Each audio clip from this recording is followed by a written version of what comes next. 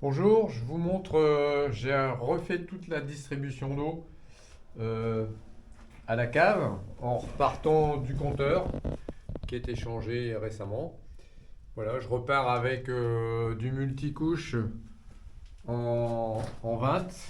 J'aurais pu mettre du 26, mais bon. Ce que j'ai fait, c'est que ici à la cave, j'ai mis une vanne d'arrêt et un gros flexible. Pourquoi? Parce que je compte positionner un adoucisseur et donc faire entrée-sortie de l'adoucisseur et repartir à cet endroit-là.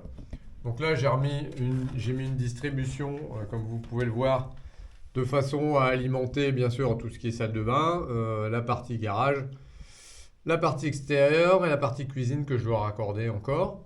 Je mets des vannes d'arrêt, voilà, à chaque endroit.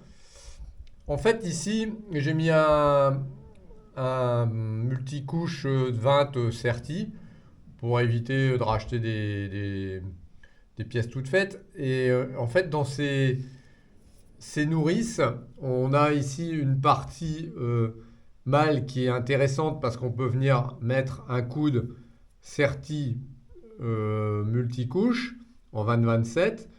Et en fait, on a juste à mettre un manchon 20-27 ici en bas qu'on intègre à l'intérieur. Moi, je préfère faire ça. En fait, le truc, c'est de mettre 12 à 13 tours de téflon, de bien le serrer quand vous l'avez à l'atelier ou quelque part, de bien le serrer avec 13 tours de téflon dans le sens des aiguilles d'une montre. Ensuite, vous pouvez mettre un coude, le même que celui-là, avec un joint 20-27. Partout, ce sont des joints plats, donc c'est pratique à démonter quand on a serré. Vous voyez là, je l'ai mis en eau, on n'a pas de fuite. Là, c'est pareil, j'ai pris un robinet d'arrêt, une vanne d'arrêt, directement raccordé sur du tuyau de 20 multicouche. Voilà, donc ensuite, bah, je mets des petits colliers. Alors, ces colliers-là, ils sont assez pratiques. Je vais vous montrer, j'ai acheté ça à Leroy Merlin. C'est des colliers à enfoncer avec une tête genre le Colson, ça va très vite.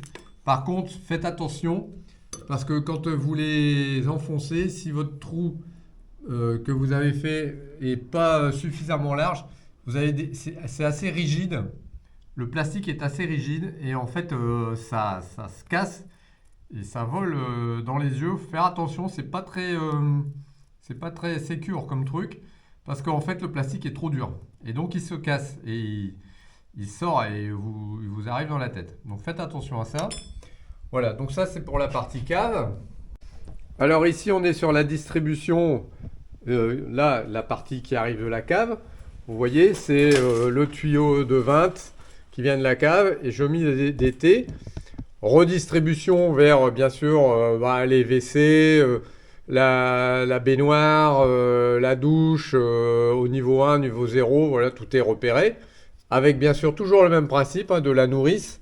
Avec ici j'ai mis des bouchons, donc téflon 12 tours, hein, tout pareil. De l'autre côté, ben, je continue parce que là je vais alimenter ben, la partie lavabo, toilette du bas, enfin bref, il y a toujours plein de départs, machine à laver, petit évier également. Donc voilà, là, toute ma distribution d'eau froide pour arriver enfin ici au bout à l'arrivée au chauffe-eau. Le chauffe-eau, lui, il va être installé au bout de cette vanne. Il va être installé au mur et repartir sur cette vanne-là. Il va distribuer l'eau chaude. Donc l'eau chaude, on va repartir avec une nourrice. Là, j'en ai besoin de moins, j'en ai mis que 2. C'est la partie basse, hein, l'évier et l'évier du premier étage et l'évier du 0. Après, les tuyaux et derrière, ils montent. Et pareil, ici, je viens distribuer avec une dernière nourrice 4 départs avec robinet d'arrêt. Et je vais alimenter les douches au premier, au 0 et le bain au 0 également. Voilà. Donc vous voyez, ça c'est la distribution. Tout est fait avec ces colliers là que j'ai mis. J'ai rien serré pour le moment parce que tout a été serti. Je vous montre le sertissage juste après. Voilà, ça c'est ma distribution et bien sûr en dessous j'ai mon écoulement tuyau de sang qui part vers l'extérieur. J'avais fait une vidéo pour vous expliquer ça. Partout, je mets des bouchons. Donc là, c'est tous les retours hein, des évacuations, des éviers, des baignoires, des douches. Voilà. Toujours un petit bouchon pour dépanner en cas de problème. Il me reste ceci à placer. C'est les éviers, lavabo.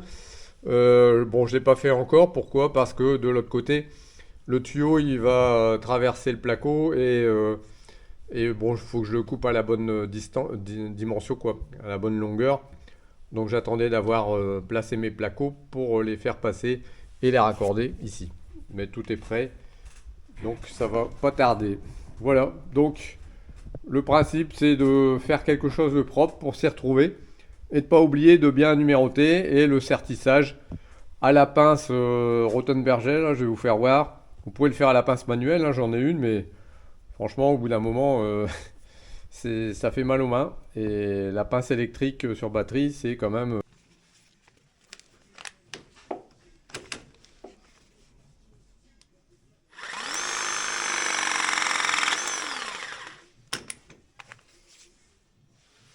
Voilà. Donc j'espère que la vidéo vous aura servi à quelque chose. C'est Code 59.